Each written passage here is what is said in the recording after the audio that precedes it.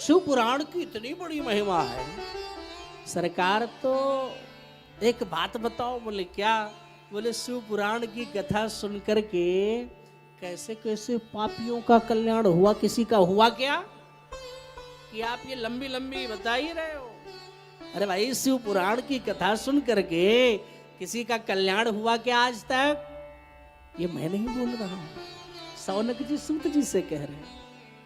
अच्छा, पहले के जो ऋषि मुनि होते थे बड़े महाप्राज्ञ होते थे, परम बुद्धिमान होते थे। वो जानते थे कि जब कलयुग आएगा ना तो लोग इस पर भी प्रश्न करेंगे, क्या कभी कल्याण हुआ किसी का?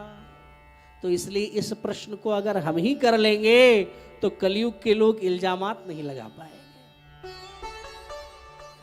और वही कह रहे हैं श्री शौनक जी महाराज कि सरकार, क्या शिव महापुराण की कथा सुनकर के किन किन पापियों का उद्धार हुआ? ये मैं नहीं बोल रहा हूं, शिव पुराण कह रहा है। के विशुद्धयन्त यनया कथया पापिना कलो।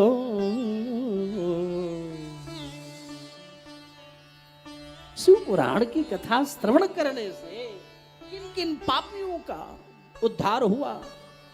सूत जी बोल पड़े, देखिए शौनक जी एक बात बताओ। बोले क्या? बोले हे मानव पाप कृतो सदा दुराचार रता खला कामादि निरता नित्यम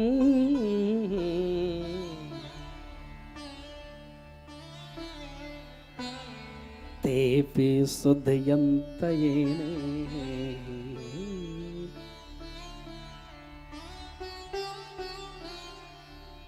महाराज बोले क्या? बोले जो मनुष्य पापी दुराचारी पातकी सारा जीवन पापाचार दुराचार भ्रष्टाचार अत्याचार किया, निरंतर इसी क्रोधाग्नि में डूबे रहते हैं, वह भी इस पुराण का श्रवण कर लें तो एकदम मुक्त हो जाते हैं।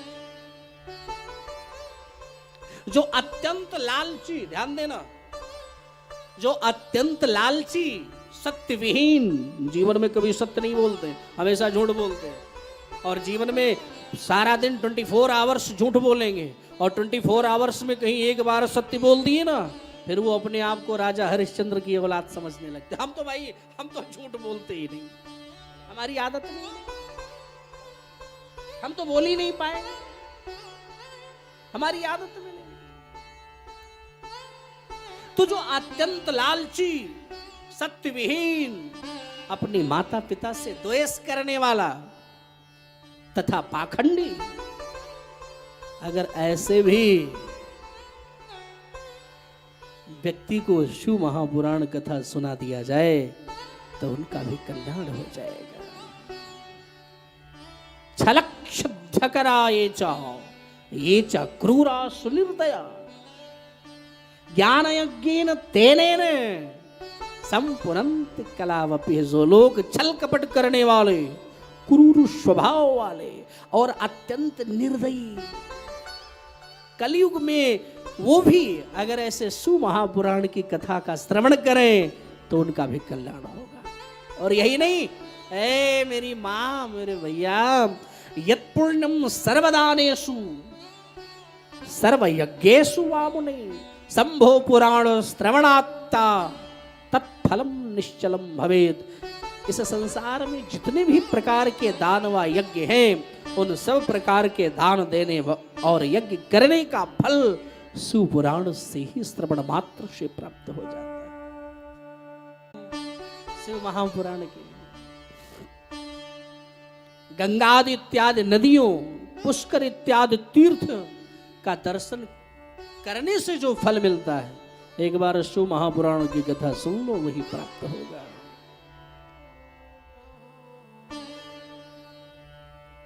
तो बोले महाराज, हम तो बहुत सुन लिए, आपने एक नहीं 1000 बातें कर डाली, लेकिन नेक ये तो बातें है जाए कि किसी का कल्याण हुआ क्या? बोले आजकल की दुनिया प्रमाण मांगती है, उनको कागज चाहिए, अगर कागज नहीं है तो मामला आपका वीकनेस में जाएगा। हाँ जी, आप कमजोर हो जाएंगे, इसलिए प्रमाण होना चाहिए। और जब प्रायः प्रमाण की चर्चा करते गए कि हमें प्रमाण चाहिए, प्रमाण चाहिए, तो अब बोल पड़े श्री सूत जी महाराज। एक उदाहरण दिया और बोल पड़े। ध्यान देना मेरी मां, शिव महापुराण की ये प्रथम कथा है, महात्मा की, लेकिन बड़ी ही सुंदर चिन्मयी कथा है। आप जरूर उससे श्रवण कीजिएगा। ये पहला प्रमाण दिया श्री सूत जी महाराज ने कि ऐसे ऐसे भी पापियों का कल्याण शिव पुराण से होता है। बोले कैसे कैसे? बड़ा सुंदर श्लोक है।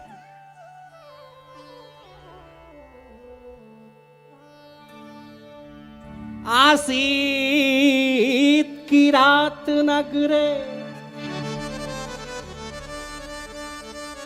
ब्राह्मणो ज्ञान दुर्बला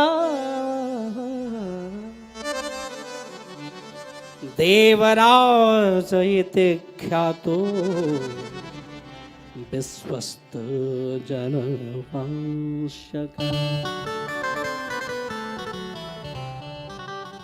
आसीत किरात नगरे ब्राह्मणो ज्ञान दुर्बला। एक निवेदन करूं मेरी मां, मेरी बहन, किरात नगर में एक ब्राह्मण रहता था,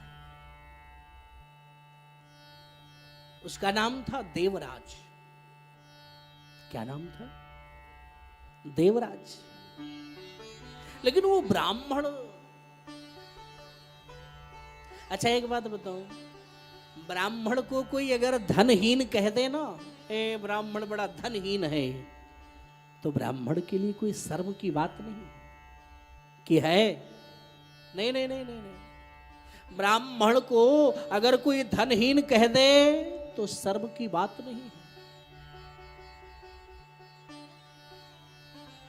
ब्राह्मण को कोई भाग्यहीन कह दे तो शर्म की बात नहीं है, कोई दिक्कत नहीं। क्योंकि ब्राह्मण का कृत्य ही क्या है? ब्राह्मण का कृत्य ही क्या है? कर्तव्य क्या है? ब्राह्मण का कर्तव्य ही यही है कि ब्राह्मणों को किसी की नौकरी करना नहीं चाहिए, किसी की नौकरी नहीं करना चाहिए। फिर आप ब्राह्मण नहीं रह गए। आप किसी के यहां नौकरी करने लगे तो आप फिर ब्राह्मण नहीं रह गए। तो ब्राह्मण को धनहीन कहा जाए तो शर्म की बात नहीं है, भाग्यहीन कहा जाए तो शर्म की बात नहीं है। लेकिन अगर किसी ब्राह्मण को ज्ञानहीन कह दिया जाए तो सबसे शर्म की बात है मेरे भाई बहन। ब्राह्मण के लिए ज्ञानहीन शब्द ये हिला देने वाला शब्द है, क्योंकि ब्राह्मण के पास और कुछ नहीं होता है सिवाय ज्ञान के। केवल ज्ञान अगर ब्राह्मण के पास है तो सर्वत्र पूज्यते है। हर समाज में, हर जगह उसकी पूजा अर्चना वंदना इत्यादि सब होगी। लेकिन अगर ज्ञान नहीं तो कुछ नहीं। और वो जो देवराज नाम का ब्राह्मण था, उसके लिए सूत जी ने क्या कहा कि ज्ञान दुर्बला आसीत किरात नगरे ब्राह्मणो ज्ञान दुर्बला। कि किरात नगर में एक ब्राह्मण था जिसका नाम देवराज था, और वो ज्ञान में बड़ा दुर्बल था, यानी बड़ा वीक था, मीनिंग बड़ा कमजोर था, कुछ नहीं जानता था वो। अच्छा महाराज, हाँ देवराज इति ख्यातो,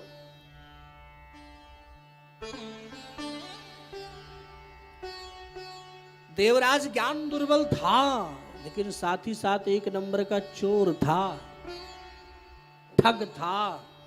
हाँ, ठग लेता था। अच्छा एक बात बताओ, अगर आपने कोई दुकान खोल रखी है ना, तो अगर आपका कोई पर्सनल व्यक्ति आ रहा है आपके यहाँ कस्टमर बन करके, आपका मित्र कोई आ रहा है, तो आप उससे कमाने की चेष्टा नहीं रखोगे। अरे मेरा मित्र आया है, इसको तो ऐसे ही, हाँ हाँ। लेकिन जो देवराज था वो तो कहता था कि हम अपने मित्र के जेब में एक पैसा नहीं छोड़ेंगे। ऐसे ऐसे ऐसे ऐसे तो विचारणीय बात है। एक नंबर का ठग था वो। उसने अधर्म से बहुत धन कमाया। अच्छा, धर्म के द्वारा जो धनोपार्जन होता है, धर्म के साथ रह करके है, हमें जो धन हम कमाते हैं वो हमारा शुद्ध माना जाता है। और जो अधर्म के द्वारा धन कमाया जाता है वो ज्यादा देर टिकता नहीं है। हमें भागवत का एक बड़ा प्यारा प्रसंग याद आया है, आपसे निवेदन करूं कि जब परीक्षित से कलियुग ने कहा कि महाराज मुझे सोने में निवास मिल जाए, ये मीनिंग स्वर्ण में, बस अपन को कुछ नहीं चाहिए। तो परीक्षित ने कहा ठीक है महाराज जाओ, हमने आपको स्वर्ण में निवास दिया। और यहां पर एक द्वंद खड़ा कि महाराज भागवत के 11 स्कंध का वर्णन करते हुए विभूति योग का भगवान श्रीमन नारायण प्रभु स्वयं उद्धव से कहते हैं, हे उद्धव धातु नास्मिकांक्षणम, धातुओं में सोना मेरा ही स्वरूप है। और इधर भागवत के ही प्रथम स्कंद में महाराज परीक्षित कह रहे हैं कि जाओ मैंने तुम्हें स्वर्ण में निवास दिया। तो एक ही स्वर्ण में, यानी भगवान भी और कलियुग भी एक साथ संभव कैसे है? क्या संभव है कि कलियुग और भगवान एक साथ? हाँ या ना? नहीं संभव है ना। तो कुछ संतों ने इसका निदान निकाला। क्या कहा? क्या कहा संतों ने कि देखो भाई, संसार में ऐसी कोई वस्तु नहीं है जिसमें दोष ना हो।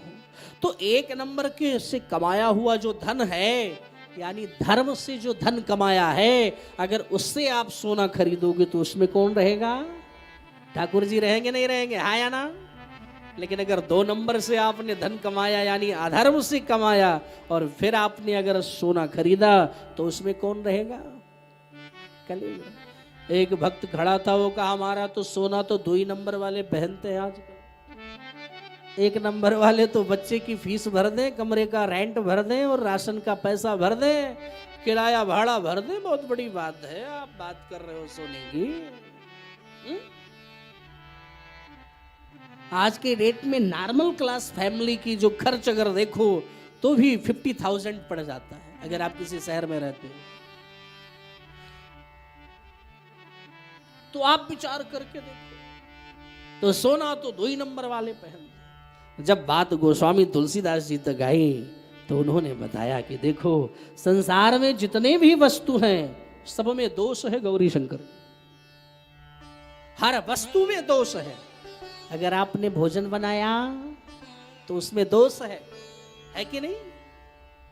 जड़ चेतन गुण दोष में विश्व कीन करता। हर वस्तु, आपने भोजन बनाया, आपके रसोई घर में रखा है, उसमें दोष है। क्या है? जोर से बोलो, दोष है कि नहीं है? लेकिन अगर वही भोजन आप एक थाल में लगाओ और ठाकुर जी के आगे रखो, थोड़ा सा तुलसी दल डालो, जल दिखा दो ठाकुर जी को, तो फिर वो भोजन नहीं रहा, क्या बन गया? और जब भोजन प्रसाद में कन्वर्ट हो गया तो फिर प्रसाद में क्या कोई कभी दोष पाया जा सकता है? हाँ या ना? प्रसाद में कोई दोष रहता है? नहीं ना। इसलिए जो भी हम ग्रहण करें ठाकुर जी को अर्पण करें। अगर हमने भोजन बनाया उसमें दोष है, सरकार के आगे रख दिए, उसका दोष समाप्त हो गया। अगर हम अपने लिए नाक के लिए नथ लाए ना, तो पहले किशोरी जी के चरणों में, राधा रानी के चरणों में, पार्वती मैया के चरणों में अर्पण करेगी, माँ पहले आप धारण करो, फिर आपका प्रसाद स्वरूप मैं धारण कर लूंगी। तो अभी आपने अपने नाक के लिए नथ लिया, उसमें दोष है, लेकिन जो हमारे प्रभु को अर्पण कर दोगे उसका सारा दोष समाप्त हो जाएगा। फिर आप प्रसाद बनाकर धारण कर लो। अपने लिए आपने वस्त्र लिया तो उसे पहनो नहीं, पहले भगवान को अर्पण करो। सरकार